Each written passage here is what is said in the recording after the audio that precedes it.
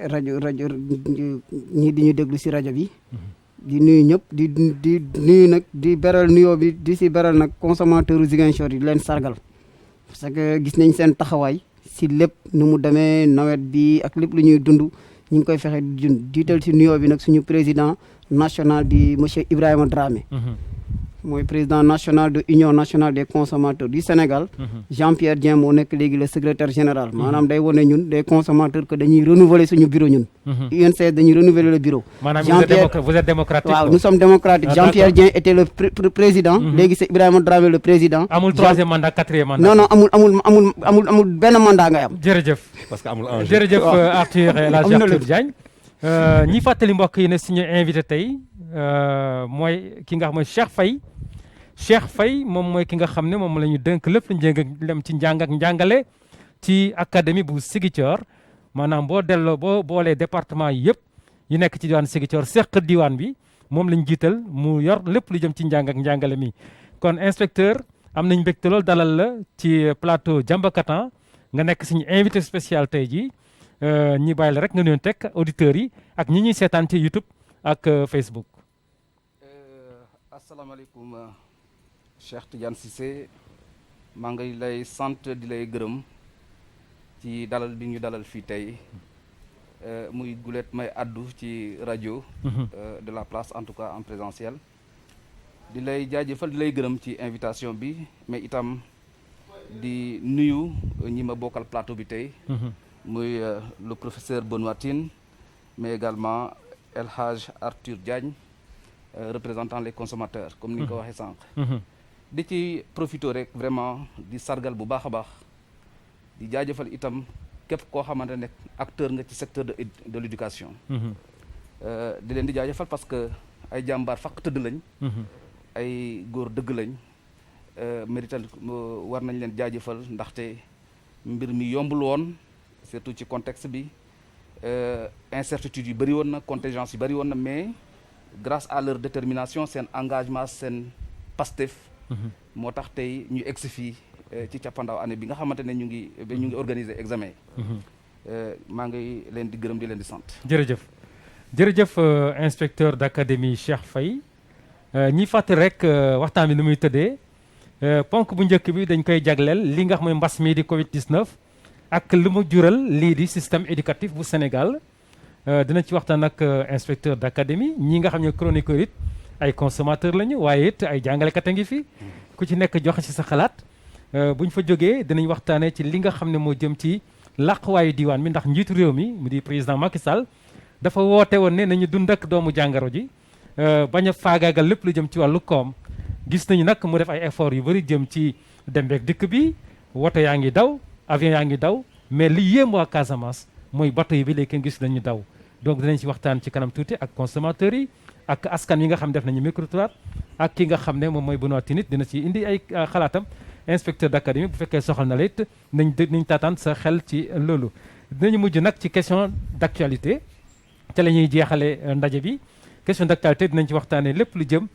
ci wàllu coup d'état bi nga xam ne dund nañ ko ci Mali muy Afrique sowu jant te sorowul dara ak Sénégal waaye aussi élection américaine yi nga xam ne ci la ñuy dégmal nii muy novembre normalement waaye nag mu am yu si bees yi nga xam ne feeñ nañ ci dinañ ko analyser ensemble ku ci nekk rek jox sa sandi si sa grain de sel kon loolu mooy li nga xam moo ñuy boole ñu war a xuus ci waxtaan bi bu ñuy tàmbali mooy système éducatif à l'épreuve de la Covid-19 IA yéen a ngi doon jàngale normalement mbir mi di dox normalement ñu xëy mbas mi feeñ ci biir Sénégal mbas mi nag secteur yëpp la yëngal bàyyiwul nag ñii nga xam ne ñooy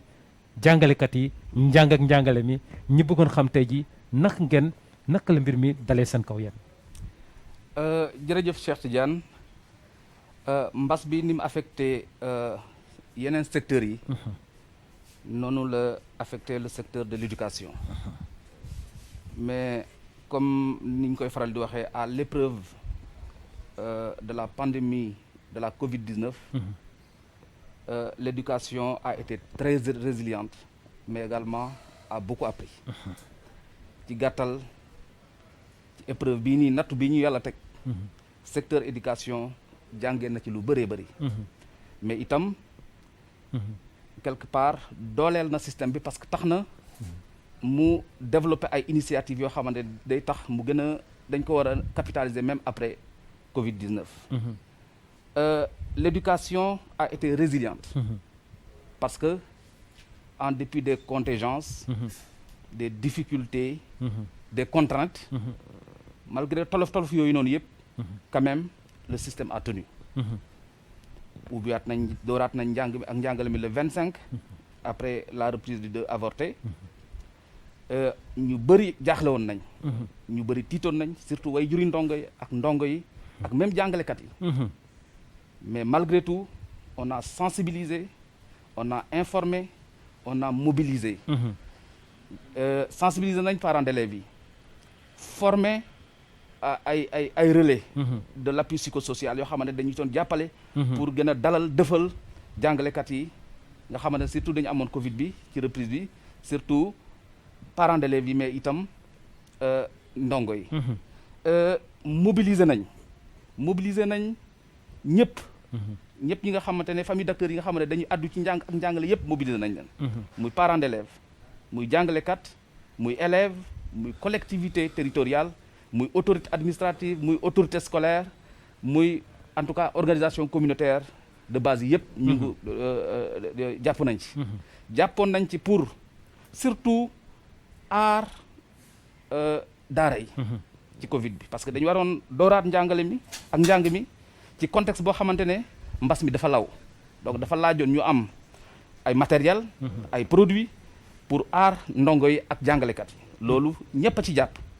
naam, mais itam gis nañ taxawaay bu mat sëkk boo xamante ne jàngalekat yi taxaw nañ ci. dellu siwaat ci seen i poste vraiment démarrer le dispositif pédagogique, encadrer xale yi pour que ñu respecter les mesures barrières. ba itam dooraat njàng mi ak njàngale mi ci anam bi nga xamante ne moom la ko kilifa yi sante woon, mooy vraiment dans des conditions sécuritaires. Des conditions sécuritaires, n'est-ce pas, en respectant,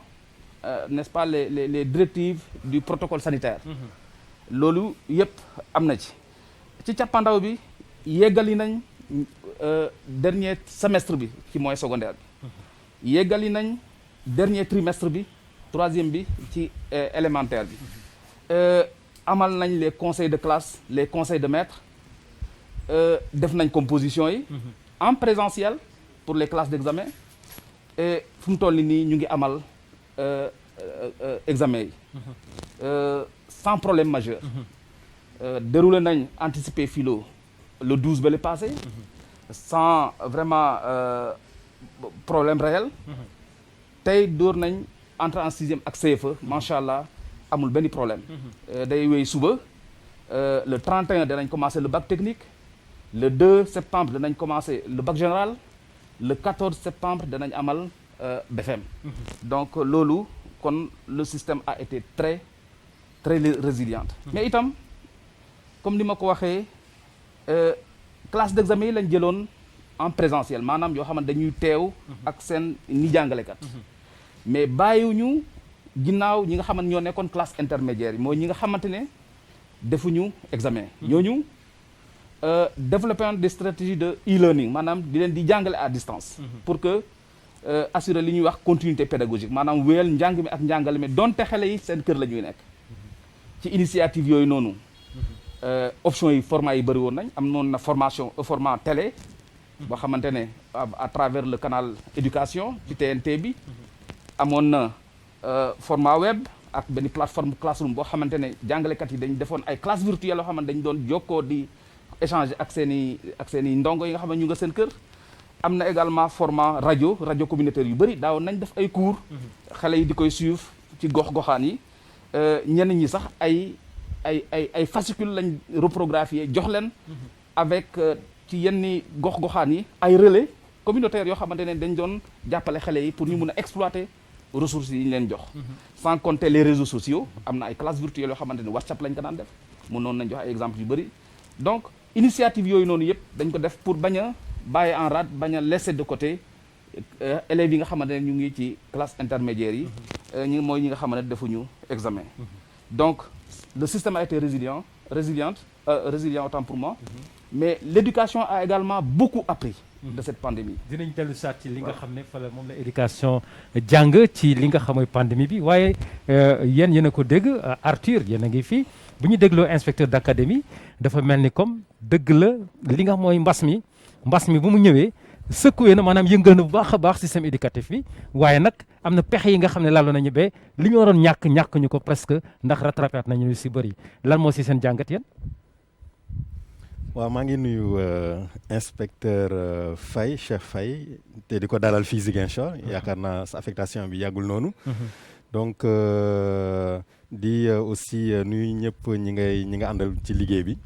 di aussi rafetlu adaptation bi ngeen def par rapport ak Covid-19. c'est vrai que bett na ñu bëri bett na ñëpp laa bëgg a wax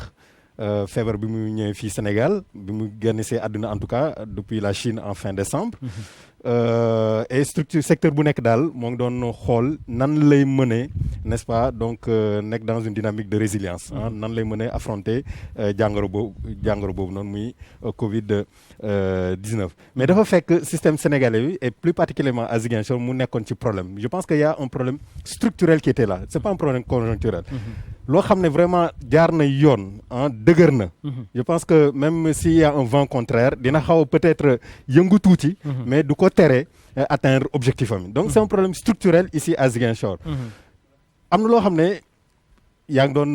joxe ay raaya sànq di remercier di joxe ay diplômes ñoo xam ne vraiment ñoom jàpp nañ ci mbir mi ba ngeen mën a effectuer yooyu échéance yëpp. mooy examen yi mooy composition et cetera. sachant que peut-être dinañ si dellusiwaat plus tard. mooy am na classe yoo xam ne am na école yoo xam ne vraiment système de résilience yooyu noonu amul woon. je connais des élèves yoo xam ne jotuñu benn polycopier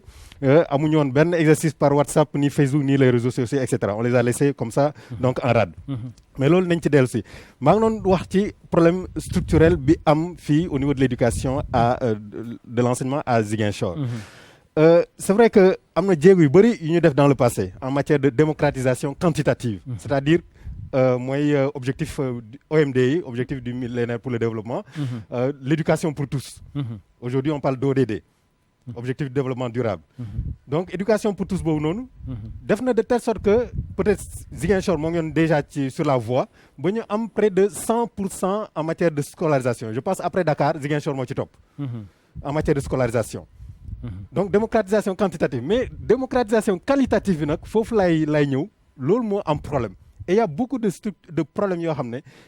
tax na ba ñun mënuñu agsi ci démocratisation quantitative boobu noonu qualitative boobu noonu mooy soo amee examen ñu am ci un bon taux de réussite boo xam ne vraiment day rivaliser ak yeneen gox-goxaan yi fii Sénégal. su ma jëlee CFE c'est vrai que élèves yi ñoom dañ ciy débrouiller on tourne autour de 70% en tout cas en 2016 ñu jël BFM bi autour de 76% en 2016 les statistiques en tout cas maa ngi jël yi gën a baax yi mais suñ demee ba baccalauréat c'est comme si y a un château de cartes day écroulé wu. kenn mënul comprendre Ziguinchor muy tourne autour de 20% 25%. où est-ce que le bas blesse est-ce que abri provisoire yi la est-ce que enseignants yoo xam ne dañ leen di envoyer Ziguinchor sans que ñu am expérience c'est-à-dire dañu génn formation rek ñu yónni leen fii. sachant que am na ñoo xam ne dañuy ñëw fi tamit pour am ay majoration am ay promotion am ay points pour ñu mën a dem feneen. est-ce que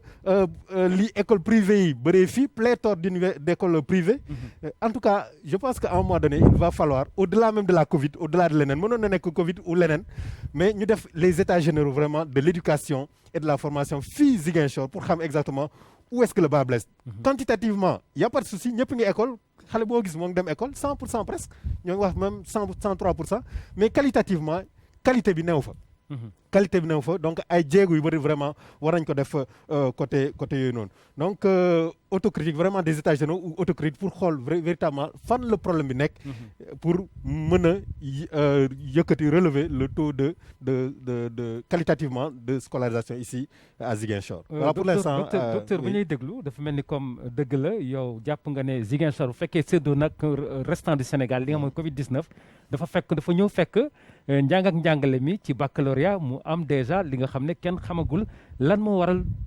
résultats yi duñu topp bu baax a baax li nga xam mooy BFM beeg entrée en sixième li ci xaru kanamu diwaan bi dinañ seetlu si waat Arthur yow sa jàngat ci mbas mi ak njàng ak njàngale mi yaa wax na fi sànq ne wax dëgg yàlla def nañu ay efforts yi nga xam ne pour sauver année scolaire bi ñu ngi ci kawam ba léegi sax ndax ba kii entrée en sixième tàmbal nañ ko tey mu war a jeex ci àjjuma ji mais nee na aussi am na enseignement à distance bu nga xam ne ñi ko doon def ñi nga xam ne classe intermédiaire rek yu ni mel yéen consommateurs yi na ngeen dundee njàng ak njàngale mi ak mbas mi. Cheikh dégg naa yaa lu mu wax mais je pense que ni kii c'est vrai que son ministre def na lu mu war a def na politique comme ni ñuy defee rek toujours des politiques yoo xam dañ koy calquer sur Dakar mais calquer wuñ ko sur tout le Sénégal parce que bu ma déggee ñu ne pour les autres ñun ñi nga xam ni consommateur nañ élèves yi bokk si ñun ñuy consommateurs yi élèves yi bëri ba ñu ne arrêté nañu mois de mars ba léegi amatuñ benn éducation jëlatuñ benn cours à part ñuy def classe d'examen si lan bu ñu nee e-learning bi mooy lan jàng bi muy méthode anglais comme léegi noom le président méthode anglais la jël bu ñu jëlee ñu ne éducation à distance bi amul benn dañ ne ñu jël canal éducation TNT déjà ñun consommateur Ziguinchor yi dañ doon waaj a entamé benn procès ak waa TNT parce que Ziguinchor TNT doxu fi mais mënuloo ñëw dëkk boo xam TNT doxu fi nga ne da ngay jàngal suñu doom yi si TNT kon TNT bi ñun ban njëriñ lañu amal ek sa xale yi jàng nañ si donc benn xale jàngu si parce que tey boo xooloon bu fekkoon dañ ne woon dañu jëloon beneen canal bu dul canal TNT bi sax ñu ne waaw déjà TNT bi da ngay fay da ngay fay 5000 francs di nga ko fay pour nga daal di am accès si TNT bi ba pare boo ko fayee yow ñu ne la ni ki wëy émetteur bi fan la nekk fii Ziguinchor ñu ne amul carburant dañu coupé seen courant ndax dañu am amel Senelec arrière ñu coupé seen courant léegi carburant la ñuy wut amuñu carburant bu ñu def seen groupe électrogène pour mu daal di mun a dawal TNT léegi naka la xale yi jànge je pense que ñoom war nañ def évaluation si loolu bu ñu paree bu année scolaire bi jeexee war nañ évaluer yeneen classe intermédiaire yi ndax war nañu passé wala waruñu passé parce que sinon ñoom seen quantum horaire matul beneen bi ñu jël ñu ne format web mais ñun fii Ziguinchor dem leen laaj Sonatel ndax fibre optique egsi na fi fibre optique egsi wu fi ba léegi te ñu ngi koy jooy parce que tey ñun lu ñu am Ziguinchor mooy fibre optique egsi wul Ziguinchor te egg na Dakar am na Thiès mais donc ñun mënuñu am fibre optique amaguñu fibre optique ñi nga xam ne ñoom xale yi ñu leen mag seen mag yi sax pour ñu am l'UVS sax pour ñu am jàng bu baax bu mët sax via le canal format web bi problème la si ñoom ñu bëgg ñun xale yu ndaw yi nga xam ni déjà amuñu éducation à l'informatique jàngaluñu leen jumtuwaay yu bees yi xarale yi muy informatique déjà ñoom sax enseignants yi sax xam nañ ko maîtriser nañ outil informatique déjà ñoom mënuñu ko nga bëgg na leen jëm leen kii beneen kii bi mu ne format ban format mooy format WhatsApp des groupe WhatsApp mais groupe WhatsApp fan lay jaar si téléphone mais ban âge la xale war a am puce téléphonique il faut que ñu daal di nañu bañ a déverdir suñu xale yi suñu doom yi di ñu dugal suñu doom yi ne dem leen ne parent bu nekk wutal doomam téléphone nga dem Sonatel ñu ne la warul am puce yow yaa mujj jël sa puce pour jox ko xale bi est-ce que c'est normal nekkul usure est-ce que nekkul benn genre fraude bu ñuy doxal si biir ndax 18 ans lañu wax donc nañu bañ a jël yenn format yi bu ñu koy def war nañu xool ñan nañu ciblé suñu fekkee xale yu ndaw yi la ñu ciblé wala ñuy def bac la ñu ciblé wala ñuy def BFM la ñu ciblé ndax tey defe naa ni même 18 ans sax BFM yi ñu fay def 18 ans warul bëri donc je pense que ni ki tey bu ñu nee respecté nañ tam les directives man leen rek laa bëggoon xam inspecteur wax ma comme tey ñu ngi def entrée en sixième ak certificat ñaata xale ñoom ñoo am Covid ak ñaata candidat ñoo passé examen bi ñaata absent ñoo am d'accord voilà donc Arthur ñu ngi lay déglu nañu baax ci ay inquiétudes yi nga am ndax IA aussi dafa wane piste bu nga xam ne askan wi wala rek kilifa yi jëloon nañ ko pour rattraper li nga xam ñàkk nañ ko ndax Covid 19 bokk ci nag xarala yu bees yi yu mel ne comme internet ak yu ni mel xale di si jànge mais IA inquiétude dégg nga ko ndax jàpp nañ ne ñoom xaymoon nañ ne xale yi fu ñu nekk ci biir Sénégal ak fépp fu ñu mën a nekk am nañu égalité de chance pour mën a jot ci e-learning boobu moom mooy benn mais ñaareel bi bu noo wax na ko sànq du rek li nga xam ne Covid 19 mooy problème est-ce que sur le plan structurel ci boppam ñu ngi xalaat bu baax a baax ni ñuy def ba yëkkati li nga xam ne mooy niveau xale yi ci baccalauréat. dëgg la jërëjëf Cheikh Tidiane maa ngi gërëm bu baax sa chroniqueur yi parce que dañ laal mbir mi vraiment de manière très pointue maanaam ils ont soulevé les réelles préoccupations du système au niveau de Ziguinchor. Le professeur Tine je suis parfaitement en phase avec lui li mu wax dëgg la li muy wax au plan quantitatif mooy ñun lu ñuy wax l'accès à l'éducation. Au plan de l'accès à l'éducation Ziguinchor caracole même en tête soo xoolee les taux mu ngi wax Dakar mais ñun sax ñoo ëppale Dakar bay bien le taux d'accès les indicateurs d'accès sont en vert loolu kenn natable wu ko li mu wax itam dëgg la parce que soo xoolee li muy wax qualitatif les indicateurs de performance interne foofu am nañ ay compte performance joxe na les rendements externes le BFM ak ñoom seen yooyu même si am nañ ay taux yoo xam ne c'est assez satisfaisant en 2019 parce que ñun sax ñoo jiitu le niveau national mais c'est au baccalauréat où vraiment am na ay difficultés parce que on est autour de 25-30%. loolu dëgg la yëkkati na ay hypothèses yu bëri nee na est-ce que abri yi la est-ce que inexpérience professeurs yi la parce que région périphérique yi ñaar des fois c'est des régions de départ les professeurs expérimentés partent vers les régions du centre et de l'ouest remplacés par de nouvelles recrues ay ñuy doog a door ñu war leen former waat c'est un éternel recommencement wax na itam est-ce que nekkul école privée bi la loolu yëpp c'est des hypothèses yoo xamante ne yu ñu war a càmbar la d'accord naa ci ak moom yu ñu war a càmbar la parce que effectivement depuis l'année dernière inspection d'académie bu Ziguinchor mu ngi organiser ay forats communautaires au niveau des lycées où l'ensemble des acteurs l'ensemble des familles d'acteurs du système éducatif de ces lycées s'est regroupé autour de forums pour discuter de ces questions-là parce que analyse bi mu ci def moom la ci comment dirais-je encore autorités scolaires yi def donc mais dafa nekk question yoo xam ne dañ leen di adresser dañ koy gestu càmbar ko approfondir ko pour xool mbir mi fan la nekk ñu jëlee ko fa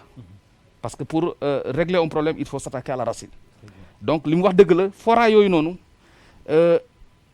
génnee nañ le problème de profil maanaam am na ay lycée à cycle long yoo xamante ne am na ay jàngalekat yi nekkoon ci second cycle ci lycée yi amuñu profil pour jàngale foofu loolu génn na ci fora yooyu noonu leneen la ca teg mooy inexpérience bi muy wax loolu aussi génn na ci beaucoup de professeurs après suñ defee ay at yu néew ay am expérience dañuy dem ñu remplacer leen par ay nouvelles recrues et souvent du nekk sax poste par poste ci yenn disciplines yi dafa am un déficit chronique loolu itam rapport yi ma fi fekk ci fora yooyu noonu génnee nañu ko mais itam l'épineuse question des écoles privées loolu itam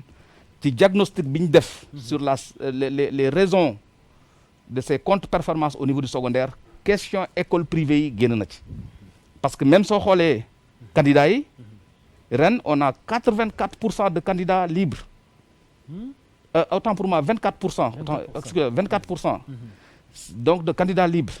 encadrés par le privé ou bien des candidats individuels donc identifié woon nañ fii ci audit bi ñu defoon ci vérification bi defoon ci écoles yi ay écoles privées yu bëri yoo xamante ne nekkuñu aux normes ñenn ñi sax dañ leen tëj ñenn ñi dañ saisir gouverneur ñu tëj leen ñenn ñi nga xamante ne ñu ngi woon ci voie bi ñu encadrer leen pour ñu régulariser seen situation ñenn ñi régulariser nañ seen situation ñenn ñi dañ leen sax mettre en demeure pour que à l'ouverture prochaine ku ci nekkul dans les normes ñu tëj ko parce que nag ay la yëwan l'école privée le privé activité lucrative la investissement lañ ciy def donc soo def une activité lucrative da ngay investir c'est-à-dire doone rek dafa am ay abri ci public bi donc damay def ay abri déedéet parce que public bi warul xaalis une mission de service public lay doxal avec les moyens à sa disposition yow su fekkente ne yow da ngay jóg pour investir nag da nga war a def une école aux normes respecter quantum horaire respecter programme respecter lépp li nga xamante ne noonu lañ tëralee njàng mi ak njàngale mi su ko defee nga mën a def ay résultats donc professeur loolu vraiment da ñu fekk ci càmbar boobu noonu ñu ngi ci situation yu demee noonu nag suñ defee diagnostic bi ba teg baaraam ci ay hypothèses yu demee noonu dañuy dal di mettre en place un plan yoo xamante ne de prise en charge de ces préoccupations articulées aux difficultés rencontrées moo tax am na ay pexe yu bëri yuñ nas yoo xamante yaakaar nañ ne suñ ci appuyer suñu activer levier yi noonu danañ redresser n'est-ce pas les performances au niveau du secondaire surtout parce que foofu la affaire bi gën a compliqué. mais yaa est-ce que mbas mi ñëwul nag jaxasewaat lépp gën leen compliquer la tâche. mbas mi forcément dana am conséquence. dana am conséquence parce que déjà le traumatisme psychologique des élèves et des enseignants rek déjà mun na jur ay contre-performance donc fala budda dana am conséquence mais nag ay léegi situation yu demee noonu aussi ñun croiser wuñu les bras engagé nañ le centre d'orientation scolaire et professionnelle nga xam ne ay psychologue conseil ñoo fa nekk ñu former ay relais yoo xamante ne ñu ngi woon di sensibiliser di dëfal di et cetera di intervenir di def ay séances ak acteurs yëpp pour vraiment gën leen dëfal gën leen tranquilliser mais nag loolu waxuñu ne dana tax mbir mi mel na mu waroon mel su amul woon kii forcément dana am ay conséquences su ñëwaat ci Arthur li mu doon yëkkati ci problème enseignement à distance waxuñ ne lépp c'est ok waxuñu loolu parce que c'est une grande première c'est une phase pilote une phase expérimentale dafa nekk ne les moments de crise c'est des opportunités de progrès crise su amee day tax nit ñi di nas ay pexe di tester ay stratégies di éprouver ay dispositifs ay approches ay méthodes te loolu dafa am ay jeexital mun nañ ci jàngaat lu bëri loo xamante ne mun nañ ñu jëme kanam parce que le e-learning c'est une option internationale boo xamante ne c'est irréversible soo demee ci université yu bëri njàngale mu bëri ci à distance lañ koy def léegi via les nouvelles technologies aussi bien au niveau de l'éducation qu'au niveau universitaire donc Sénégal mënul des ginnaaw déjà am nañ ay yu ñu doon expérimenter laata mbas mi di ñëw mbas mi dafa tax ñu gën a dooleel ñu gën a renforcer approche boobu noonu. mais est-ce que fekkoon na Sénégal pare pour dugg ci loolu. non pare mënuma wax ne Sénégal pare woon na parce que ay initiatives yu ñu doon jël la. ay initiatives yu ñu doon tester la. pour tester ay dispositifs xool ay approche ba xool lan lay jox. phase expérimentale phase pilote tollooguñu phase boo xamante dañ ko waroon généraliser. léegi nag évaluation moom mooy grand défi. dëgg la loolu il faut ñu évaluer ko. pour xool ndax fan la ñuy joyanti. fan lañ lajj. ak fan lañ réussir. wax na problème TNT bi. soo xoolee lii nii yëpp ñu diversifier stratégie c'est pour ratisser large. ñi nga xam ne am nañ TNT njëgi TNT ñu jot canal. ñi ko amul cours yi dañ koy def télé. fii nii Ziguinchor sax dem nañ ba utiliser réseau câblé yi parce que réseau câblé yi ñoo gën a siiw ci banlieue bi avec l'appui de l'ODCAV et du ministre d'État Benoît Sambou ñu ngi koy nuyu de passage diversifier moo tax ñu indi comment dirais-je encore les radios communautaires ñuy def ay émissions rajo ay cours mais également diversifier moo indi WhatsApp bi muy wax c'est vrai que WhatsApp l'internet ci moyen secondaire la gën a adapté wu mais ñun yemuñu foofu ñi nga xamante ne am nañ accès à ça avec l'encadrement des parents parce que loolu aussi dañ communiquer bu baax ak parents yi ne leen enseignement à distance bi parent bi da ci am rôle bu mag bu muy jouer mais il y a ban parent c'est-à-dire que ban parent moom moo pare pour def loolu parce que am parent nga xam ne xale li ñu xam loolu nag on ne peut pas être plus royaliste que le roi ñun ay stratégie la ñuy développer très bien dem bañ nañ ba dañu jox ay moyens logistiques l'association régionale des parents d'élèves l'URAP mu def ay mission de sensibilisation ci gox-goxaan yi ci biir pour woon parents yi ne lii pour l'enseignement à distance il faut que parents yi jël seen responsabilité ba heure bi su jotee vraiment ñu aménager un coin pour que xale bi mun a concentrer wu ci loolu la ca des professeur mu ngi wax fascicule c'est vrai que xëy na dajagul fépp je suis parfaitement d'accord parce que suivi bi ñu ciy def am na zone yoo xam ne jotaguñu seen fascicule mais on a suffisamment de ressources surtout avec l'appui de l'UNICEF te zones yu bëri déjà jot nañ seen i fascicule parce que c'est des ressources yoo xamante ne dañ ko nas ba pare niveau central moo ko mettre à notre disposition ñu reproduire ko mettre ko à la disposition des élèves élèves yu bëri jot nañ c'est vrai que mënu ma wax ne ñëpp jot nañ mais ñu bëri jot nañ mais processus day continuer jusqu'à l'ouverture prochaine en novembre. Voilà, justement, il fallait rebondir ça parce que l'ouverture prochaine en novembre, il faut que nous xalaat les classes intermédiaires tey jii lan mooy seen sort lan mooy seen sort nag ngeen tëralee ban stratégie ngeen tëral pour que en 1 mois que xale yi nga xam ne jàng ñu woon ñu mën a jàll à la classe supérieure pour sauver une année scolaire est-ce que examen rek doy na pour dire que l'année scolaire est sauvée est-ce que 1 mois de cours dina doy pour wax ne les classes intermédiaires sont assez formées donc mën nañ jàll en classe supérieure est-ce que vous ne craignez pas pour l'avenir de ces enfants Cheikh par rapport ak classe intermédiaire yooyu d'ailleurs looloo taxoon moo wax affaire e-learning bi parce que boo gisee ma teg foofu sama loxo si affaire e-learning bi mu wax na les parents d'élèves yu ñu jël kii leen ko dama ne communication moo jàllul xam nga am na benn système boo xam ne dafa adapté woon à Ziguinchor boo xoolee man ma ñëwee Ziguinchor ba léegi li ma fi gis ma ko si beneen région examen bu jotee les résultats du BFM et du bac sont publiés si rajo yi même heure mais mënuñu woon fexe jël système boobu même heure ñu doxandoo cours jël rajo communautaire yi même heure ñu joxandoo ñoom ñëpp benn cours bu ko defee élèves gi est-ce que seetlu nga dara si mbas bi commencé ba léegi bu ñu tëjee école yi parents d'élèves li ñu njëkk di jooy mooy seen doom yi ñu ngi si mbedd bi di fo lan moo tax ñuy fo parce que amuñu beneen occupation parents d'élèves yooyu ngay wax l'association là est-ce que association bi dem na waxtaan ak nit yi man de sama wàllu bopp sama doom ñëwuñu gis ko wax ko te xamul sax ban canal fan ak fan. waaw xëy na mënuñ dem gis nañu passe éducation xaaral rek xam nga Orange def nañu passe éducation. di ko maye. mais passe éducation boobu ñuy maye déjà boo duggee site ministère yow fi nga war a gis des cours yi doo ko fa gis. du cours yi ngay gis yi nga soxla moom ngay gis da nga fay dem gis surtout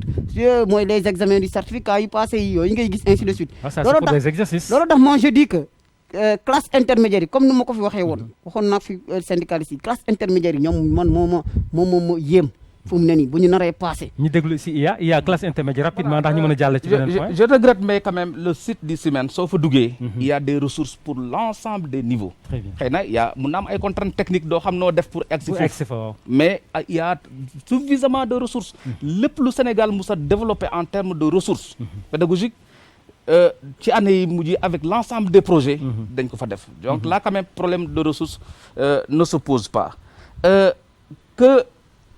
sensibilisation yi mën a daj aussi mën a ñàkk a daj ñëpp aussi mun naa ci d'accord donc c'est une première expérience il fallait développer des stratégies jéem nañ alors li ma d'accord moo ne il faut ñu évaluer ko pour xool lan lañ ci réussir fan lañ ci laaj ñu xool fi ñu ci laaj nan la ñuy def pour redresser ko revenant maintenant sur le passage li ma bëgg a xamal auditeurs yi ak téléspectateurs yi moo di ne soo xoolee ñun gëmuñu rek décider du passage en classe supérieure des élèves des classes intermédiaires dañuy xool càmbar programme bi fi mu toll su ma jëlee année 2017 jamono yooyu maa ngi 2016 autant pour moi maa ngi Kédougou fa ñu tolloon ci programme bi en fin d'année instant yi ñuy arrêté cours yi le 16 mars l'essentiel des disciplines dans l'essentiel des disciplines foofu lañ toll woon pour plusieurs raisons njàng mi ak njàngale mi avec ubbi tey jàng tey vraiment pertatuñu beaucoup de temps à l'ouverture ñaareel ba dañu instaurer ce qu'on appelle des progressions harmonisées de sorte que dañ lay naan ci tranche programme bi dañ ne fii ak novembre lii nga war a dérouler da nga koy dérouler prof yi loolu la ñuy am dans le rétroviseur dans le tableau de bord dañuy def lépp ñenn ñi dañuy def ay rattrapage pour suñ perdre ay heures pour aller à un rythme très élevé donc le niveau de progression a été à un niveau assez satisfaisant. Et il y a moins de perturbations aussi. Il y a eu moins de perturbations, même si en fin d'année, il y a eu des perturbations très avec la grève du G7. Maintenant, nous, les techniciens de l'éducation, ils savent très bien s'y prendre. Ñi nekk ay jàngalekat di may déglu xam nañ ne pour entamer une nouvelle leçon am na li ñuy wax ay prérequis. Prérequis yooyu da nga am obligation nga tester leen. soo ko testé nekkuñu fa da nga leen di installer. Et il y a des outils, des approches, des stratégies pour teg briques yooyu noonu nga xam ne ñooy nekk fondation bi pour progresser loolu progression à spirale boobu noonu loolu jaaxalul jàngalekat yi. très bien. voilà jaaxalul jàngalekat yi ñu teg foofu baaraam xëj na Benoît Tine da ngay intervenir ci question bi ndax ñu mën a jàll ci deuxième kii bi parce que on est pris par le temps aussi Benoît. d'accord oui juste li ma bëgg a wax mooy que c'est vrai que moom li mu wax dëgg la e-learning moom il faut que ñu développer ko Sénégal. soo demee ci dëkk yu mag yi muy Canada muy les pays scandinaves ñoom vraiment ñoom def nañ ci ay jéego yu baax a baax te enseignement hybride boobu je pense que il faut que Sénégal parce que en 1960 amoon nañ avantage. amoon nañ un bon départ Sénégal pratiquement référence la woon en Afrique de l'Ouest pour ne pas dire en Afrique tout simplement mais dañoo dem ba système bi ne s'est pas posé de questions n'a pas fait l'autocritique pour que mu xool yeneen stratégie. C'est vrai que aujourd'hui muy université muy feneen xale yi affaire d'informatique téléphone bi su nekkul WhatsApp su nekkul Facebook ñoom xamuñu ci dara. alors que dès le départ dañ leen war a initier à cela ah jéem leen sensibiliser ci loolu noonu. di leen jox des exercices de telle sorte que c'est vrai que mbas maa ngi fii mais on devra vivre avec des situations comme ça. Très bien. Hein? Avec des situations mën na nekk mbas mi mën na nekk yeneen genre catastrophe yoo xam ne peut-être ñun duñu tàggoog yooyu noonu. donc je pense que côté boobu vraiment peut-être yóbbante la ou pas mais vraiment Sénégal war na def ay jéego en matière de TIC. et c'est vrai que am na yu bëri yoo xam ne yéen ça ne dépend pas de vous ça dépend de la télécommunication ça dépend de d'autres ministères. mais il faut que surtout Ziguinchor ce qu'on appelle périphérie moi je suis pas vraiment d'accord périphérie mooy ñoo xam ne vraiment ils sont de l'autre côté. Hein, comme si on disait les ñàkk ils sont de l'autre côté de la barrière. war nañ def que tout doit pas être centré à Dakar auto-centré à Dakar qu'il y a les régions qui ont d'autres réalités Ziguinchor fii il y a l'enclavement internet bi c'est vrai qu'il y a la connexion mais li ñuy wax connectivité moo fi manqué. mën nga am connexion mais connexion mën na bañ a gaaw da ngay jël pour juste un document PDF mais ça te prend des minutes et des minutes alors que ailleurs à Dakar en quelques secondes yaa ngi télécharger document bi. vidéo bi waxi noppi vidéo bi c'est encore plus lourd. je pense que côté boobu vraiment il faut que ñu accès ko et que ñu développer des stratégies pour que en classe en présentiel cours yi ñu mën ko def mais aussi élève bi ñu mën ko ne wala clique sur ce lien là soo yeggee kër ga.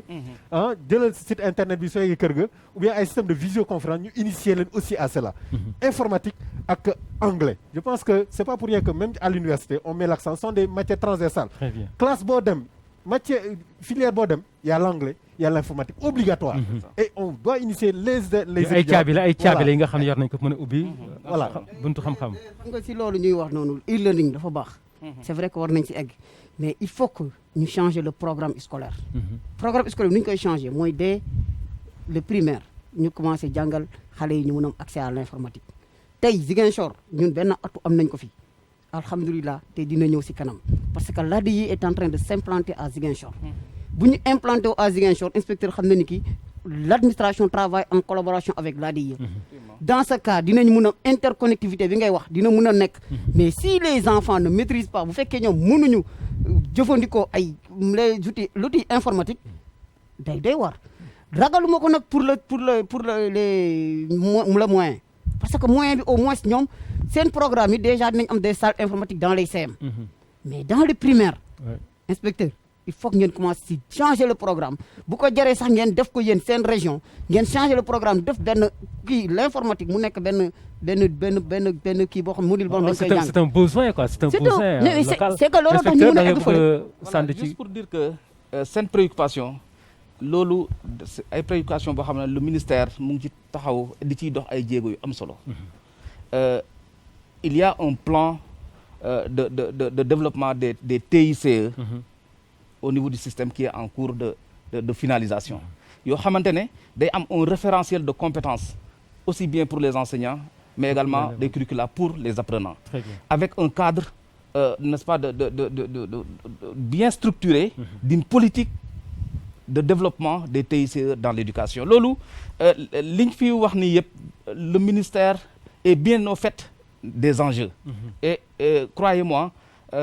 il est en train n'est-ce pas vraiment de peaufiner la stratégie. Être en train boobu noonu il est en train de faire man loolu c'est ça qui nous gêne un peu. Depuis le temps qu'on devait le faire. waaw d'accord mais l'avènement de cette pandémie devait être un déclic en tout cas. C'est ça. Pour que ñu xam ne léegi lii moom c'est une voie bu nga xam ne il faut que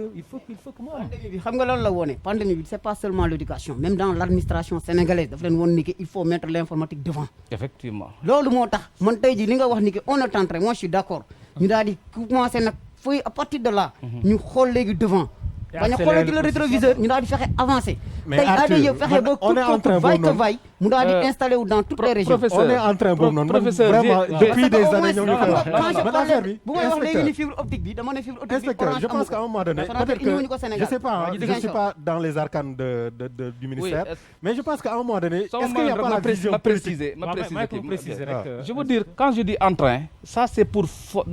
trouver un cadre formalisé et formel. Mais quand même, en termes de TICE, am na ay expérience yu bëri, mais il y a eu beaucoup d'expériences testées ça et là. Et à un certain moment, le ministère s'est dit il faut maintenant que tout ce soit harmonisé, qu'il y ait un cadre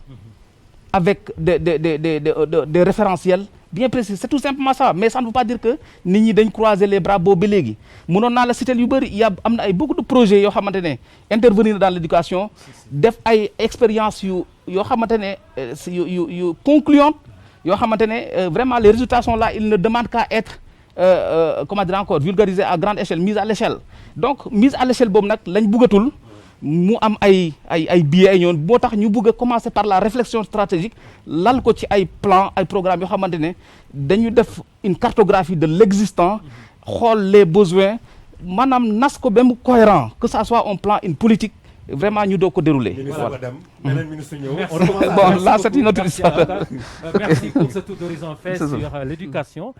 Nous allons donc avec la régie tout de suite, en complice avec la régie, dem ci lenn li nga xam ne aussi am na solo lool ñu war ko waxtaanee parce que gis ngeen ni njiitu réew mi génnoon na mu ni boo gisee mu tegg yenn yi nga xam tegoon na ko muy ay barrières ci mbas mi mooy nañu sauver li nga xam ne mooy koom bi mooy économie bi. Ci loolu gis nañ ni dem ak dëkk bi ci wàllu avion sotti na Sénégal ci biir Sénégal en tout cas ñaareel bi mooy yoon bi woto yi bañ nañ la ñuy dem di dikk mais malheureusement tëju bi ñu tëj frontière bu Sénégal ak Gambie tax na ba képp ku jógee Dakar war a ñëw Ziguinchor foog nga jaaree Tamba pour egsi Ziguinchor. Ñetteel bi mooy amoon na ñetti bateau yi nga xam ne ñoo ngi woon ci Ziguinchor di daw mais diggante Dakar ak Ziguinchor di indi ay marchandises di yóbbu ay nit à moindre coût mais également ak aise. Tey ji gis nañ ne système boobu dafa exclure bateau yi lan la jural askan wi lan la jural ak lan moo waral ba léegi mënuñ dugal bateau yi ñuy daw ndax Covid bi est-ce que bateau yi war a ñëw dund ak Covid bi loolu aussi il faut ñu waxtaanee ko. Léegi dañuy ñaan waa régie ñi may ñu rek waa askanu Ziguinchor ñoom ñi commerçant ak ñi ni mel ñu wax ñu ni ñu dundee situation bi nga xam mooy enclavement wu diwaanu Ziguinchor. Waaw donc loolu moom mooy voilà kon ñu ànd ak waa régie rek suivre li nga xam ne mooy micro-trottoir bi nga xam Sali Mangane moo ñu ko defal. ñun daal fu ñu nekk moom kay dañoo sonn parce que depuis feebar bi dugg moom ba ñu arrêté bato bi lu ñu daan jaay moom duñ ko jaay te ñun moo wax dëgg yàlla fii la ñuy dundee gannaaw yàlla fii la ñuy amee bu ñu lekkee bu ñu solee gannaaw yàlla fii la te bato bi dem arrêté gis ñu dara yoonu ubbeeku avion ñi ngi daw ko lu tax fii nag amul ñun kay moo ñu jaaxal la ñu bëgg a xam lu tax la moo téye bato bi ndax Macky Sall rek jàppale ñu parce que ñun fu ñu nekk ñu moom yàlla moom dañoo sonn. mu ngi nii de ñun de depuis corona bi ñu ngi ci coono sonn bay bugg a dee waaw ñu ngi ñaan feebar bi ci àdduna bi yëpp mu dem ñu dellu siwaat continuer suñu liggéey comme niñ ko daan kiyee ñun nag bu ñu xëyee ñu ñëw toog ñi liggéey ci bureau yi ci banque yi ñii di romb ñii di tukki ak oto yi ñooy jënd par benn léeg-léeg nga am 500 léeg-léeg nga am 1000 francs pour loo mën a dépenser sa kër mais jaay bi doxul de ñu ubbi bateau bi mu daw su ko defee ñu mën a foraatu waaw ñun ñu nekk ni jël nañ financement jënd nañ marchandise ba pare amuñu ku koy jënd xoolal ni ma stocké même dëkk ba tam xoolal fii place bi doo gis ku koy jënd. suñuy liggéey lu bare waaw ak arrêt de bateau bi aussi mbas mi ni ñu doon amee client ameetuñ ko liggéey bi ni mu daan doxeetu ko vraiment gàllankoor nañu lu bare bari waaw suñu liggéey. waaw léegi nit ñu mën a dimbale rek pour bateau bi rétablir danañu arranger waaw nit ñu mën a dimbale rek même bu dee bateau bi sax bu dee def marchandise rek du am personne sax danañu arranger trop sax waaw nit ñu mën a dimbalee rek ndax gàllankoor na suñu liggéey bu baax a baax. léegi nag bu fekkoon ne mënoon nañoo dimbale bateau boo xam ne sax même day fret rek danañu arranger vraiment ak Covid bi daal sonn nañ lool. produit bi léegi pour nga yóbbu ko Dakar da ngay am ay jafe-jafe dañuy cotiser dajale ay pañe ay léegi sax ay taxi bagage dañ koy mujjee dugal di risquer des fois sax kër bi day egg Dakar sax genn-wàll gi yëpp yàqu parce que des fois oto bi day fanaan Gambie def fa 2 jours waaw si risque yi métti jànkonte bu métti lañ moom manqué à oto bi moom wax dëgg yàlla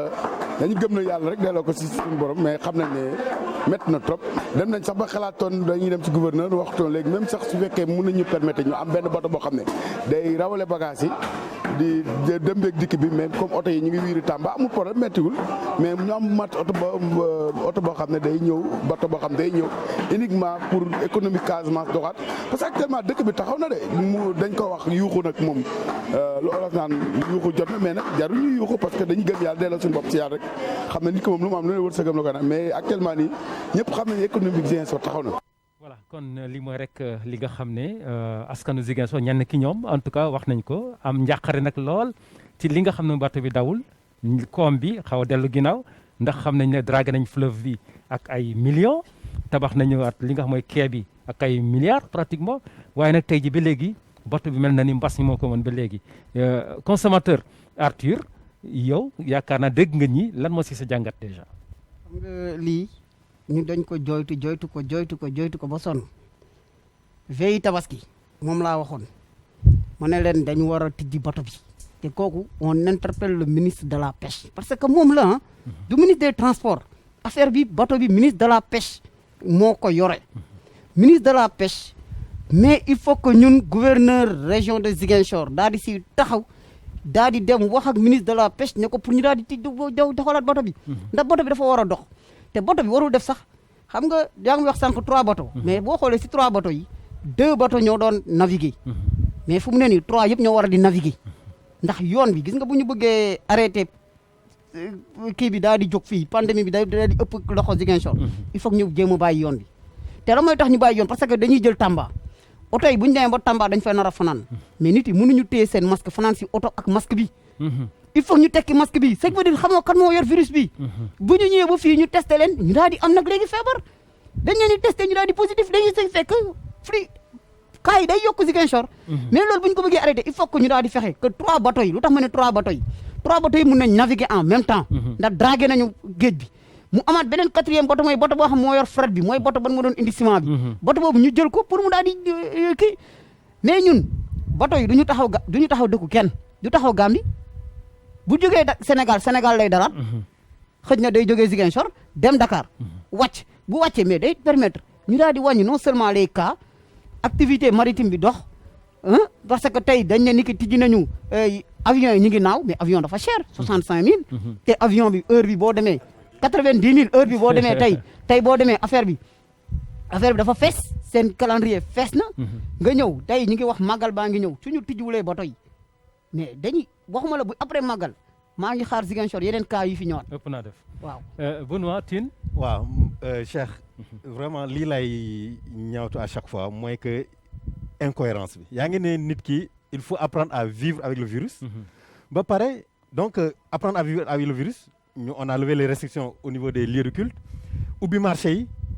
n'est-ce pas. et cetera et cetera. ba pare quand il s'agit de la Casamance de Ziguinchor nga ne non on ne doit pas traverser la Gambie parce que problème bi je pense c'est pas seulement le bateau mais pourquoi ñun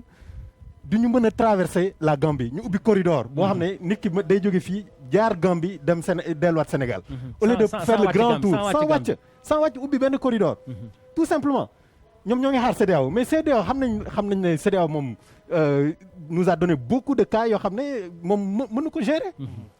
La CEDEAO qui a échoué en Guinée-Bissau moo ngi nii échoué au Mali ba pare ñu bëgg a xaar CEDEAO pour ubbi frontière ak Gambie non ça c'est un cas unique dans la CEDEAO mooy que benn dëkk nekk ci beneen dëkk.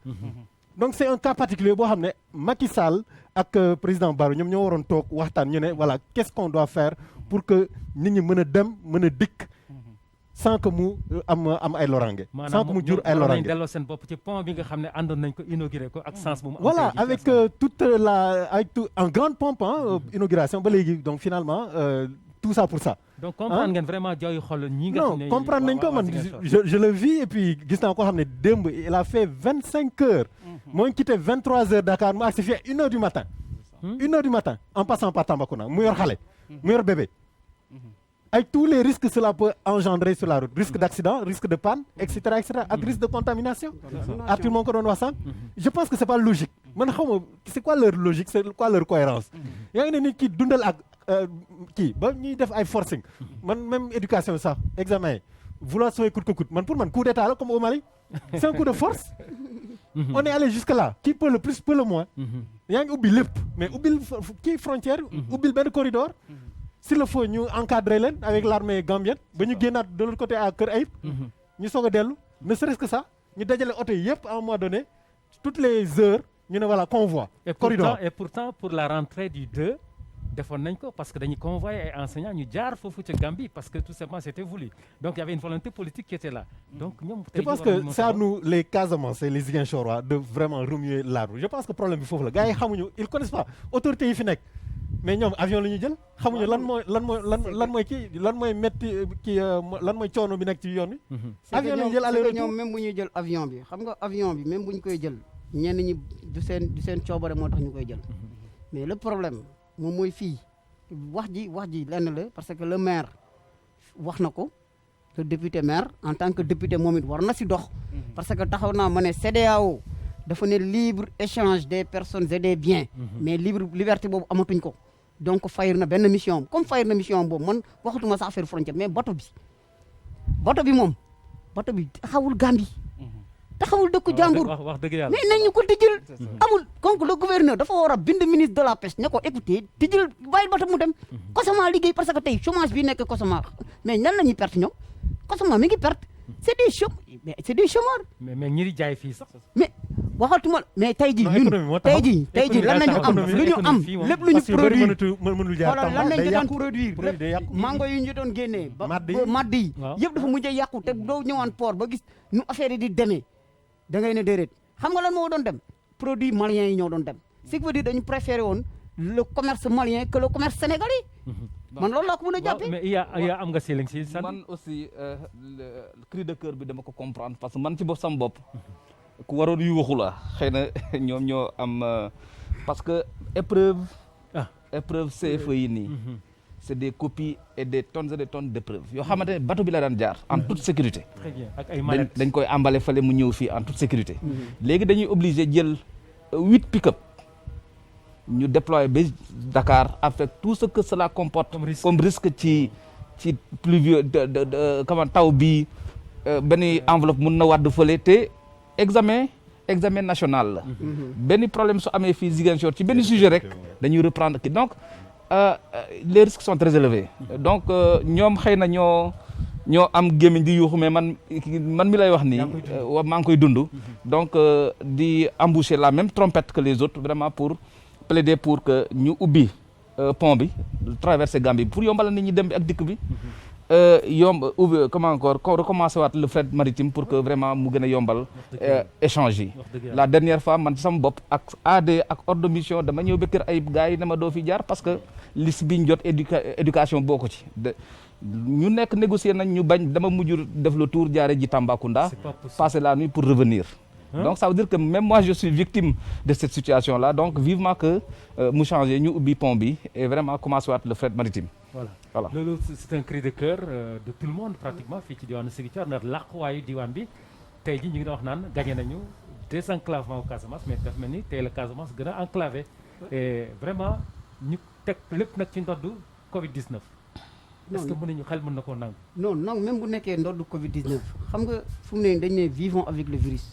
man dama ko teg si ndoddu Covid-19 xam nga ndoddu kan laa koy teg ndoddu chef de la région mooy le gouverneur moom moo war a bind gis nan la gars yi di kii mu ne leen xam nga bu dee yoon bi sax man mun naa comprendre de peut-être Gambie mais est-ce que Gambie c'est un pays souverain est-ce que Arthur est-ce que forcément gouverneur dafa war a bind c'est-à-dire que lu nga xam ne yii ñu xam nga ñun consommateurs yi bind nañ gouverneur bindul pour ñu non ñun consommateurs yi bind nañ waaw ñun lenn lañ mën a def ñun consommateurs yi bind nañ wax nañ le maire de Ziguinchor en tant que député dégg naa ko ci presse bi mu wax xam naa ni ki war na bind moom it léegi le gouverneur en tant que chef de la région moom mi nga xam mooy njiitu tey bu ñu newoon tey président région bi mooy président de la république région bi donc moom moo war a yërëm askanam fexe est-ce que def ko non bato bi moom xaw ma yoon bi de xam nga bu dee yoon bi mun nañ ne sax Gambie c'est un pays souverain mais bato bi il faut ñu bàyyi ko mu dem parce que tey pour beaucoup de choses boo xoolee produits yi dañuy yàqu te dañuy ñun culture la ñuy dundee nañu bàyyi suñu yaay yi ak suñu rakk yi béy ba nañuy béy mu mun leen jëriñ ñu mun ko jaay parce que tey bu ñu ko génnewulee jaayuñu ko fii lay toog fii lay yàqoo nañ leen bàyyi ñoom ñu mun a jaay parce que fret bi gis nga mareyeurs yi doon wax mais lu ñu daan yóbbu si produit halieutique à Dakar dafa bëri ak lu ñu daan indiwaat fii tamit si produit halieutique dafa bëri sànq maa ngi gis benn femme bu sol benn masque boo xam ne ki c'est pour ñan ñooy def di jaay en ligne vente en ligne yooyu mais ñooñu tamit dafa leen dab fu mu ne nii dañu sonn parce que seen bagage yu daan ñëw teel a ñëw ñu jot ko jox ko client yi bagage yooyu dafa yéex ba nga xam ni ki day jël temps ce qui veut dire que Ziguinchor waa yëpp ci wàllu koom daal Ziguinchor moom dundagul ak virus bi non dundaguñu ak virus bi te dañuy dellu gannaaw bu ñu continuer lii il faut que gars yi taxaw si dëgg la balaa muy jur leneen cri de cœur Arthur il faut que ñu gëstu affaire bi je pense parce que depuis avant Tabaski ñoo ngi ciy wax mais ba léegi dara bougéwul mais foog ñu dem laaj autorités yi ñi ŋànk affaire bi lu tax ba léegi frontière bi ubbiwuñu ko lu tax bateau bi commencé gul rotation bi il faut ñu def ci gëstu ñu xam exactement ce qu'il en est est-ce que c'est pour des raisons sanitaires mais promiscuité su nekkee sanitaire promiscuité mais ci cette place yi la ëppee ci bus yi la ëppee que par rapport ak bateau bi xam nañ ne c'est même plus sécurisé que dem avion tractation yi ngay vivre fële port mais moo ëpp sax li ngay def fële à l'aéroport plusieurs contrôles etc donc je pense que loolu moom il faut qu'on en fasse un combat te Sénégal on est habitué à tant que nit ñi wàcc ñu dans la rue pour manifester tant que sànni ñu xeer tant que menacé wuñu kenn du leen déglu je pense que on en est là dañoo fàtte alors que nit ñi sonn nañ Sénégalais yi du moins Casamance yi sonn nañ lott nañ fii ba Tamba 800 kilomètres imaginez 800 kilomètres en une journée en un temps 800 kilomètres nga toog rek doo bouger longévité day doon problème pour longévité ah oui non soo demee ñëw kay fa nga vidange fa nga def vidange normalement waaw jërëjëf kon loolu mooy rek li nga xam ne ñu ngi ko doon wax ci mbirum li nga xam ne moom mooy làquwaayu diwaan bi ñàkk teewu bato yi ñu koy ñaawlu ku ci nekk nag di ci wax ndax dañ yaakaar ne ñun bu fekkee ni jaar Gambie jafe na li nga xam ne mooy bato yi war nañu mën a daw pour jàppale ñi nga xam ñooy yëngu ci wàllu économie Sénégalais yi bëgg tukki tranquillement aussi ñu mën koo def ci kaaraange gu mat sëkk ndax bato yi mais Cheikh il faut ngeen def ci reportage ngeen laaj ñi je sais pas la gouvernance ou bien le service des transports service commerce service pêche laaj leen exactement ce qu'il en est mais yow lan lañ leen wax mais li ñu leen wax yéen consommateurs yi ñun bu ñu envoyé suñu lettre ministère de la consommateurs yi kenn déggu leen ci mbir moom tamit waaw c'est ça aussi c'est-à-dire ñun wax nañ ci ba sonn xam nga ñun bind nañ ministre de la pêche mais bind nga gars yi dañu fàtte dañ koy dugal ci tiroir waaw amuñu retour comme amuñu retour maanaam ministre de la pêche dafa réer si ministère am moom lañ mën a wax ndaxte moom xamul sa fan lay teg tànkam fu mu ne parce que fépp boo laal si pêche dafa am jafe-jafe surtout si côté Ziguinchor parce que tey bu ñu doon dugg côté Ziguinchor gis nga mareyeurs yi nga gis bu ñu la waxoon lu ñuy daj tey Cheikh xoolal Ziguinchor pour mu am jën problème la léegi mais lan moo ko waral parce que licence de pêche yi lañ leen joxul. waaw gars yi mënatuñ dem kii xam nga loolu beneen bind rek doyul non bind rek doyul c'est-à-dire xam nga lenn lañ mënul def lenn lañ bëggul def. mais ak si secrétariat ñu enregistré ko voilà c'est classé. ñun am nañ yëpp ñu enregistré xam nga ñun lan lañ mënul def fu mu ne nii ñun consommateurs yi lan lañuy bañ a def te bëgguñ si yegg dañu bëgg def dans la passivité bëgguñu nekk fii ñuy ne voilà ñi ngi marche wala ñi ngi kii ndax dañuy respecté lan la gouvernement Sénégal tëral moo ne gouvernement Sénégal si boppam moo ne interdiction de rassemblement. mais moom moo ne it nañu vivre ak virus bi. waaw d'accord comme interdit nañu rassemblement. xam nga tey booy déposer tey pour marche wala ngay def benn manifestation boo xam ne dafa am rassemblement il faut nga wut autorisation préfectorale. moo tax pour bañ a di dem. ñu ne préfet ñu ne sax mën nga bañ a yegg rassemblement mais laaj audience. non mais ngeen ne monsieur le gouverneur monsieur le préfet. mais c'est ça consommateur yi kay war ngeen pour jox leen ay argument valable pour que ñu. mais booy demander audience day fekk boo yónnee lettre nga am retour ñun ñaata nañu yónnee lettre gouvernement. yow xanaa mosoo def demande d'emploi. non yow da ngay envoyé benn demande nga yem noonu. nga toog di xaar non xam nga ñu woo la ñun en tout cas consommateur yi am nañ ci responsabilité. boo leen laajee dañ lay ne rek ba léegi pareeguñu. ñu ngi leen di mais keroog dégg nga ma wax professeur kii bu mu fi ñëwee loolu nee naa ko on n'a pas convié les consommateurs si affaire Covid bi te mu may laaj ne ma ndax kii nañ ma ne ko suñu lettre mi ngi fa. non lettre d'accréditation bu ñu woon nañ Arthur daal ñun consommateur vraiment jox nañ ko fa. Arthur ci yéen lañ yaakaar seen liggéey des na kon. mais ñu ngi siy def lu ñu mën. wax leen seen buubu yére yi ndax bateau yi commencé daw ci biir Ziguinchor loolu lañ leen sant yéen consommateur bu ngeen ko defee ñun ñëpp aussi am mbégte. ñu ñëw ci question d'actualité parce que am na lu am solo li nga xam ne am na te soxal nañu waaw mu soxal nañu CEDEAO ñu ngi ko doon wax sànq ñëpp xam nañu ne barki démb am na lu xew ci Mali laata barki démb sax am na instabilité bu fa am affaire yi jaxasoo déjà demoon nañu élection ki nga xam ne moo fi opposition mu réer ba te kenn gisu ko ñaareel bi Mali nekk dëkk bu nga xam ne ñàkk kaaraange fa am ñetteel bi coup d'état am fa ñeenteel bi CEDEAO ñu ngi dégg ay kàddu yu nekk di jóg ci biir CEDEAO ban lecture ngeen si am en tant que donc citoyen ñu ngeen déglu information yi docteur Benoît Cheikh en tant que citoyen en tant que observateur xanaa ñu ñaawlu li xew foofu noonu vraiment mu dal suñu askan parce que le Mali et le Sénégal vraiment benn askan la bokkoon nañ fi confédération chaque jour ñu gis fi Maliens yi ñoom ñu dem Dakar di ñëw transporteurs yi camions yi fële au niveau du garage de Rufisque donc li xamoon nañ ne lii raam ci ñag bi la jëm parce que tout était réuni pour vraiment atteindre ce cocktail-là explosif. CEDEAO envoyé na fa presque ay 3 missions ils sont toujours revenus bredouilles amuloon benn solution te gisoon nañ la situation de corruption ni ñu doon saxee économie bi une économie vraiment à terre président boo xam ne qui n'était pas à l'écoute de son peuple et cetera malgré les différentes interventions malgré marché yi gars yi doon organisé la société civile sous la houlette de l'imam Dicko malgré aussi instabilité sous-régionale bi parce que xam nañ ne pratiquement Mali président bi moom au sud rek la contrôlé il y a les djihadistes il y a les Touaregs et cetera li ci des mooy MINUSMA ak l'opération Barkhane ñoom ñoo fa nekk donc en tout cas tout était réuni pour qu'on arrive à ça te man pour man daal pour man c'est pas un coup d'état pour man coup de pouce la parce que li armée bi def tey li armée bi def tey mooy loo xam ne civils yi commencé woon nañ ko manifestation pour demander tout simplement à ce que IBK s'en aille parce que il en avait la population en avait marre donc l'armée n'a fait que achever ce que les civils avaient commencé et pour man c'est vrai que condamnation comme d'habitude nañ condamné ñu ne oui on regrette et cetera on va sanctionner mais pour moi c'est juste du feu de paille et que la population elle est souveraine il n'en voulait plus le monsieur il voulait rien entendre et voilà donc voilà li am na Mali Arthur li am na Mali yow léegi militaires yi yor mbir mi mais ba léegi consommateurs yi mooy population bi dafa mel ni comme am nañ ci xel ñaar ba léegi parce que fekkee militaires yi ñoo war a nekk foofu aussi arrangé wul population yi. waaw xam nga li xew Mali moom kenn du ko rafetlu mais leçon la pour les autres pays africains parce que lenn dafa am Afrique war nañu dépasser affaire coup d'état puis pour ñu dépasser ko il faut que CEDEAO am ndëgër laay bu dëgër ndax CEDEAO moo sukkandiwul si dara te gis nga lii bu ñu si moytuwul Mali bii may gis bu ñu demee élection parce que militaires yi nekkuñu fa neewuñu dañuy toog si pouvoir bi de dafa mel ni kii comme ni ko professeur waxee dañu waxtaan ak président bi pour pousse président bi mu daal di génn bu génne ñoom ñu organiser seen élection bu ñu organiser seen élection ragal naa nag bu ñu paree ñoom ñooy génn CEDEAO balaa CEDEAO di leen génne. ëpp naa def non c'est que mais boo demee boo bokk benn mbooloo bu la amalul njëriñ. CEDEAO kan la amal njëriñ amalul njëriñ sax Sénégal. amalul njëriñ des pays africains xam nga maa ngi wax sànq parce que boo xoolee la charte africaine des droits de l'homme et des peuples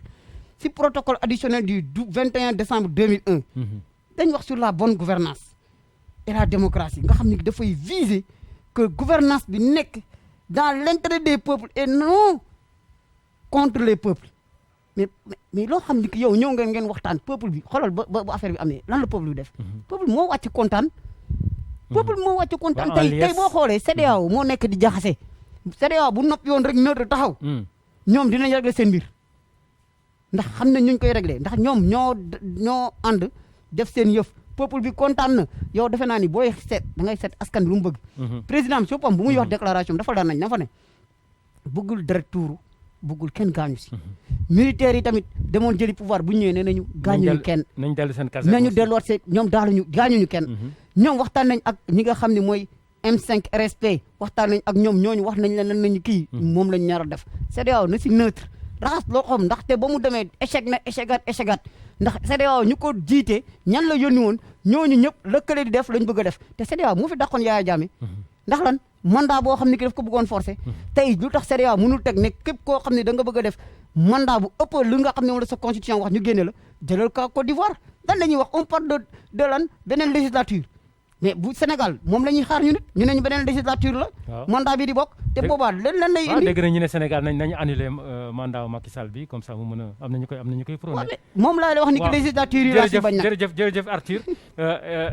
Cheikh Faye inspecteur d'académie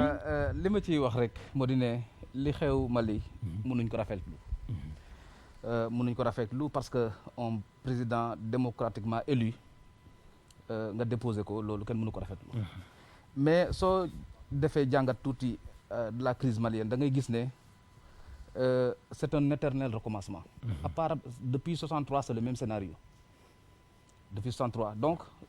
tant que interrogé wuñ les causes lointaines de cette crise là régler ko danañ defaat ay élection mu am transition ñu amaat beneen gouvernement mu am un semblant de paix après ce sera encore un autre coup d'état parce que le problème de fond c'est le problème Touareg en réalité c'est le problème Touareg soo interroger l'histoire Mali c'est ça cette zone de nord Mali qu'on appelle l'Azawad oui en réalité avant les colonisations avant la colonisation vivaient en parfaite harmonie les Touaregs les Berbères dont ils sont issus les Peuls, les Bambarans, les Arabes et d'autres tribus en parfaite harmonie. Un brassage interethnique et pluriethnique avec des mécanismes de résolution pacifique de conflits du genre cousinage à plaisanterie, etc. qui leur permettaient de régler les problèmes. Ils se sont mariés, donc vraiment, ils se voyaient en complémentarité de leur activité, de leur culture et tout. Mais c'est en réalité le colon qui est arrivé, comme ce qu'il a fait au niveau des grands lacs en montant Hutu et Tutsi, en donnant le pouvoir à une minorité Tutsi qui regardait du haut d'un piédestal le reste, mais il faut conflit entre Rwanda, Burundi, Ouganda.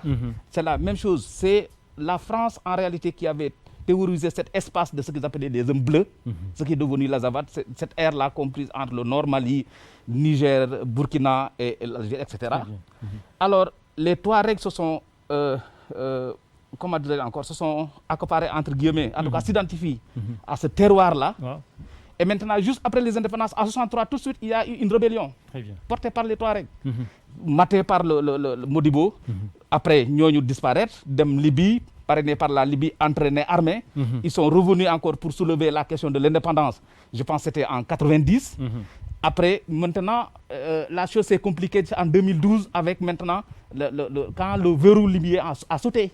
Maintenant, les indépendantistes sont venus, les Touaregs, avec le MNLA, appuyés par les groupes djihadistes du genre AQMI, du genre Moudjahidine, je ne sais pas quoi encore. Alors, devant une armée malienne désarmée, non motivée, non formée, ils les ont battus parce que mieux armés que l'armée malienne. Et voilà. Maintenant, ils ont occupé le terrain. Vous avez vu la scission du Nord Mali et du Sud Mali. Et après, qu'est-ce qui se passe? Maintenant, les djihadistes et les indépendantistes n'ayant pas les mêmes objectifs, ils se sont mis à se battre. Les indépendantistes mieux équipés que les djihadistes mieux équipés que les indépendantistes, ils les ont renvoyés et occupé le terrain. C'est dans ce contexte-là que la France est intervenue. C'est le même scénario présentement. Donc, c'est tout simplement une interférence factorielle, une conjugaison de plusieurs facteurs. Une malgouvernance, une crise sécuritaire. Voilà. Donc, problème de gouvernance, ak problème sécuritaire. Ce problème Touareg là, ça a été un terreau fertile. li ci gën a yokk moo di ne nañ gérer crise boobu noonu baaxul. Les généraux là li ñuy wax ci ñoom dégg nañ ko. ñu xool népotisme bi clientélisme bi corruption bi ci les dirigeants. Tout cela a fait un cocktail explosif parce que nag ay la yéwén li ñuy wax population. Même élève ñun ci psychologie dañuy naan élève soo ko poussé dans ses derniers retranchements. suy fippu da lay bett. C'est-à-dire des frustrations accumulées. C'est un événement anodin souvent qui déclenche comment dire encore, la réaction et ça devient très violent. Donc le problème malien, c'est un problème d'une cumulation de plusieurs frustrations dans un terreau de crise sécuritaire, de crise sanitaire, de crise sociopolitique, parce que également l'absence d'une opposition a fait que les gens n'ont pas d'exutoire, ils n'ont pas de rempart. C'est ça. Parce que le peuple a besoin d'un rempart. La justice par exemple yoo xamante ne suñ la tooñee nga mun a dem foofu ñu fajal la mais également d'exutoire. Les événements politiques yi ñuy dund fii soo xoolee nit ñi ni ñuy sawaree ci campagne bi wax lu la neex et cetera loolu genre yi rôle catastrophique la am en réalité day mel ni ndëpp la nit ñi di def en quelque sorte. Donc soo amul opposition bu la jooyal amoo société civile bu la ñaxtul finalement yow da ngay accumuler ñeneen ñi ñu ngi fi di data yumbe di def lu leen neex di passa xaalis mais su yàggee nit ñi dañuy fippu. jërëjëf inspecteur d'académie léegi nag benn question moo ñu dese aussi mooy mbirum Amérique temps bi nag jeex na dañuy def benn tour de table rapidement Amérique ñi nga xam ne ñooy démocrates yi déggoo nañu démb jiital kii di donc Joe Biden mu war a jàkkaarloo ki nga xam mooy Donald Trump waxtu boobu it Donald Trump mu ngi fexe nu muy dàqee élection yi pour la première fois sax parce que novembre moom seen institution novembre moom seen élection yi day am saa yu nekk mais nag mbas mi ak yi ni mel mu ngi koy dugal pour jéem a dàq élection yi ban jàngat ngeen am aussi ci loolu ñuy tàmbale ko docteur. waaw xanaa di ne que Donald Trump moom c'était une erreur de casting ñoom ñoo ngi koy regretter américains ñoo ñu ko njëkk regretter. Ah bon? C'est vrai que li xew Amérique ou lu dal Amérique day am ay répercussions dans le monde parce que ñoom c'est la puissance première puissance mondiale. Seen dollar c'est la première devise au monde devise d'échange donc erreur la woon et que ñoom ñoo ngi koy rëccu. donc am nañ chance pour rectifier koo xam ne sax même mbas mi moom il y doutait. moom da ci doon reetaan sax mu ne amul dem ba ci yàgg muy naan chaque jour je pense ay chloroquine hydroxychloroquine la doon naan chaque jour et cetera. waa ji daal je pense que il est arrivé au pouvoir par erreur et que américains yi au mois de novembre nañ ko fa jëlee. professeur wax rek c'est un président par accident. Et il va sortir par accident. Parce que tout l'Amérique est contre Amérique bi yëpp ñoom ñëpp a contre Trump. waaw mais stratégie parce que moom président par accident quand même qui a des atouts même s'il a des faiblesses. Des atouts mooy lenn le collège électoral le système électoral américain mun na que jàllale comme ni mu ko defee ak Hillary Clinton moo ko ëppoon ay voix mais avec le collège électoral il est loolu benn la mais également sa machine électorale financièrement dafa taxaw dafa am des ressources humaines des lieutenants yoo xamante ils ont déjà commencé le travail et loolu yëpp c'est des atouts mais également la santé financière de l'Amérique même éprouvée par la Covid quand même defoon na ci ay efforts et récemment gis nga ko muy jéem a akimoo l'accord entre Israël et les Émirats arabes loolu yëpp ay force la mais nag am na ay faiblesses aussi moom Trump le shutdown yéen xam nga ne ko cet arrêt de l'administration centrale américaine pendant ça a été une grande première mais également sa cote de popularité bi baissé il a 42% des sondages mais nag quand même beneen atout bi mooy il a un électorat qui est très fidèle 90% de l'électorat républicain est toujours avec Donald Trump donc l'autre camp maintenant c'est Joe Biden je pense qui est choisi par le camp démocrate. Mais il a des atouts parce que quand même c'est un rassembleur, il a pu fédérer l'ensemble des composantes des démocrates. Noir également voilà, qu'ils ont propulsé, effectivement. Avec tout ce qui s'est passé. Et là surtout, il va exploiter la faiblesse de Trump par rapport à la crise migratoire. C'est ça. Le mur avec le Mexique, ces histoires avec tout ça, c'est des faiblesses qu'il peut exploiter. Parce que dëkk yooyu noonu voilà li leen différencier ak kon ñoom daal fu mu ne nii géew ba moom ubbeeku na. li leen différencier mooy eux ils élisent sur des programmes. te Trump bi muy ñëw dafa naan America First. Qu'il va tout faire pour respecter ses promesses électorales. Donc voilà, ils vont juger sur pièce. Voilà. Merci Benoît Tine. Kon mbokk yi waaw fii la ñuy jaaree sax ndar keppe jotaay gi di remercier ki nga xam ne mooy suñu invité principal muy Cheikh Faye di inspecteur d'académie de Ziguinchor tey mooy première sortie am ci média yu nekk Ziguinchor mu jagleel ko groupe Média du Sud. Inspecteur nous vous serons très reconnaissants par rapport à cela parce que c'est une marque de sympathie et d'estime bi nga xam ne war na nga ko suñu média waaye di gërëm suñu chroniqueurs yi di donc le Benoît Tine ak ki nga xam ne moom mooy El Hadj Arthur Diagne ñoom ñëpp wax dëgg yàlla di leen gërëm bu baax a baax chaque jeudi ñu ngi fii di ànd ak ñun ci programme bi di gërëm it waa rédaction parce que aussi béy nañ ci seen waar gërëm cadreurs yi ak ñi nga xam ne aussi ñoo nekk ci régie bi ak réalisateur bi nga xam ne wax dëgg yàlla xaar na si tànk tubéem pour émission bi mën a taxaw ñoom ñëpp ñu ngi leen di jaajëfee duñu fàtte nag suñu auditeurs yi ak ñi nga xam ne ñoom ñoo nekk ci internet bi di ñu seetaan ñoom ñëpp ñu ngi leen di wax jaajëf di leen jox dig daje alxames bii di ñëw ak beneen thème bu nga xam ne nañ ko waxtaanee bu soxal askan wi kon di leen gërëm di leen sant wasalaam.